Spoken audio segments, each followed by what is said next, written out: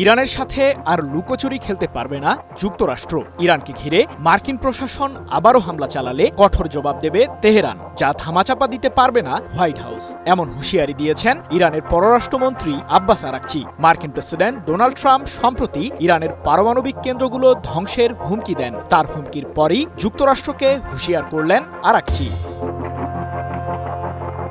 22 June ইরানের Fordow, Natanz ও ইস্পাহান পারমাণবিক কেন্দ্রে বোমা হামলা চালায় মার্কিন কেন্দ্রীয় কমান্ড। হামলার ঠিক পরই ইরানের পারমাণবিক কেন্দ্র পুরোপুরি ধ্বংস হয়েছে বলে দাবি করেন প্রেসিডেন্ট ট্রাম্প। যুক্তরাষ্ট্রের এই হামলার পর প্রতিশোধের আগুন জ্বলে ওঠে ইরানের সর্বোচ্চ প্রতিরক্ষা বাহিনী IRGCর মাঝে। 23 জুন কাতারে অবস্থিত মার্কিন সামরিক বিমান ঘাঁটি আল উদেইদে ক্ষেপণাস্ত্র হামলা চালায় ইরান।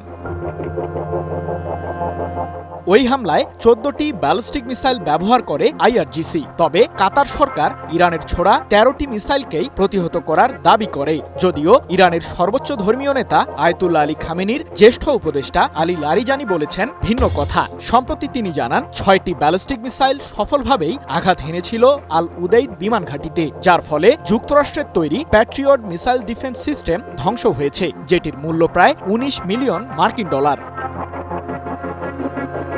এদিকে যুক্তরাষ্ট্র যদি আবারও ইরানকে ঘিরে আগ্রাসনের পুনরাবৃত্তি করে, তাহলে হোয়াইট হাউসকে কঠোর জবাব দেবে তেহরান। এমনটি জানিয়ে আব্বাস আরাকচি বলেন, মার্কিন প্রশাসন পুনরায় আগ্রাসন চালালে আমরা এমনভাবে প্রতিক্রিয়া জানাবো যা ধামাচাপা দেওয়া অসম্ভব। 29 জুলাই ইরানের এই কূটনীতিকের বরাতে বিষয়টি নিশ্চিত করেছে দেশটির সংবাদ মাধ্যম তেহরান টাইমস। বসুন্ধরা টিস্যু, অশুদ্ধতার বিরুদ্ধে এক বিন্দুও ছাড় নয়।